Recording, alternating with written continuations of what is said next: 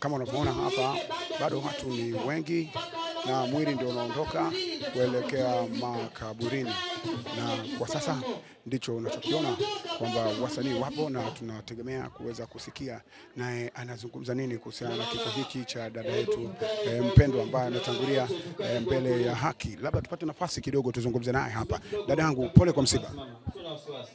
Msiba. Tumeona jinsi ambavyo umeshiriki kwa namna moja au nyingine ili kuweza kumzika msanii mwenzako. Labda neno lako ni lipi kwa msiba huu? Naomba pole wafiwa wote, mama yake, mtoto wake na wasanii wote kwa ujumla. Na wakati umepata taarifa ya msiba wenyewe, labda taarifa ilikukutia ukiwa wapi na nini ulifanya, kwa sababu ni msanii mwenzio? Nilikuwa nyumbani ndo nilipata taarifa ya na kipindi kirefu mwanadada huyu ameugua na watu wengi waliamini kwamba alipokwenda India labda anaenda kuimarika na kurudi kwenye kazi zake. Labda kwa upande wako wewe unakumbuka ni kipindi gani ambacho kilikuumiza kama mwanadamu, kama msanii mwenzako akipitia kwenye hali ngumu kiasi hichi ambacho kimepelekea kifo chake? Kiukweli watu wameumia wote yani, kwa sababu hamna mtu ambaye asiyejua alipokuwa anaumwa. Kiukweli watu walijitahidi, walipigana wanavyoweza, na mpaka alipoenda India tuliamini atarudi akiwa, of course alikuwa mzima, na mpaka mara mwisho tunaona alikuwa shapona. Lakini sasa sisi ni binadamu tu, mwisho wa siku Mungu ndo anajua kila kitu. Na safari yetu wote. Ushawahi kupata nafasi labda ya kuzungumza naye kipindi chote ambacho alikuwa anaumwa? Nilizungumza naye mara nyingi tu, na kuna kipindi alikuwa anaumwa Mwanza nadhani. Nilienda nikamuona, nikaongea naye. Tulikuwa tunaongea, tulikuwa tunafanya maombi. Na watu wengi wanasema pamoja na kuumwa kwake lakini alikuwa ni mwanamke imara sana. Hata ukimwambia unaumwa anakuambia niko vizuri. Yani ni mtu wa kujipa moyo. Kwa jinsi wewe ulivyokuwa unamuona, ulikuwa unamuonaje, lakini watu wakitamini kwamba ana maumivu makali ambayo anapitia? Kiukweli alikuwa yani ni mwanamke shujaa sana.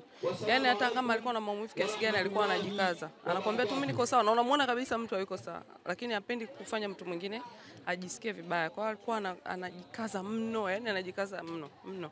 Ni kitu gani ambacho anakuachia wewe kama ni sehemu ya alama ya kutokumsahau kwa sababu ya upendo wenu, urafiki wenu, ndugu wenu, muunganiko wenu katika swala zima la sanaa? Kiukweli ni ule ujasiri aliokuwa nao, pamoja na kwamba alikuwa anaumwa sana, lakini alikuwa ni mtu ambaye hapendi watu wengine wajisikie vibaya kwa sababu ya ugonjwa wake. Na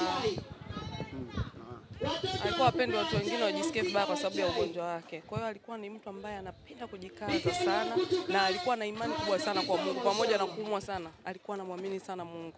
Hata mimi nilipokuwa nikiongea naye mara nyingi kwamba tuombe. Kwa hiyo yani kuna vingi sana vya kujifunza kwake. Lakini cha ajabu kuliko vyote, yani pamoja na kuumwa na nini, alikuwa bado mzuri. Yani she was so beautiful. Yani sijui nisemeje, alikuwa na neema ya ajabu.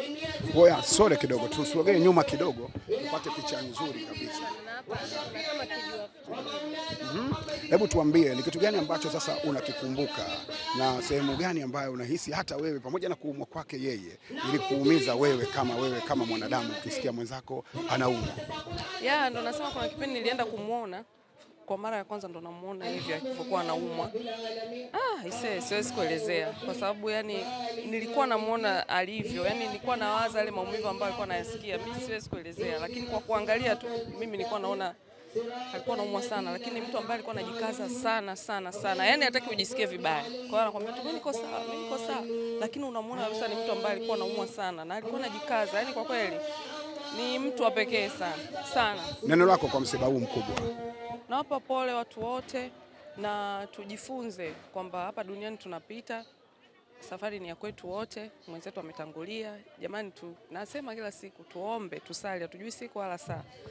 Na tuliona ameenda, amepona, tulikuwa tuna uhakika anarudi, na wote tulikuwa tunajua hivyo. Lakini kazi ya Mungu. Kwa hiyo na sisi tuliobaki, hatujabaki tu kwa sababu kwamba sisi ni wema sana. Tumebaki ni kwa neema tu. Kwa hiyo tutumie huu muda vizuri, tuombe, tusali, kwa sababu hatujui dakika zinazofuata itakuwaje. Kwa hiyo turudi kumtumikia Mungu, tufanye yale ambayo anampendeza Mungu, kwa sababu safari ndo kama hivyo. Kwa hiyo nawapa pole wafiwa, tuendelee kumwombea, na naamini kwa sababu alikuwa anasali sana na watu wengi tulikuwa tunamwombea, yuko mahali pema. Sisi waandishi wa habari pamoja na wewe tutumie muda huu kutuongoza wewe, tumuombee japo kwa dakika moja tu kwa Mwenyezi Mungu kipindi hichi ambacho anakwenda kupumzishwa kwenye nyumba yake ya milele. Karibu. Nachoweza kusema ni kwamba apumzike kwa amani. Na kama unavyosikia sasa hivi watu wanafanya maombi kwa ajili ya kumwombea, kwa hiyo ningependa na mimi niende pale nikashiriki. Yes. Asante na pole kwa msiba. Thank you. Irene Uwoya, mmoja kati ya wasanii wakubwa sana kwenye taifa la Tanzania, amezungumza hapo. Asante. Ili kuwa mwanafamilia bora wa Global TV, usisahau kusubscribe, like, kushare na kucomment. Baada ya kusubscribe, bonyeza alama ya kengele ili kupata taarifa kwa kila video inayopanda Global TV Online.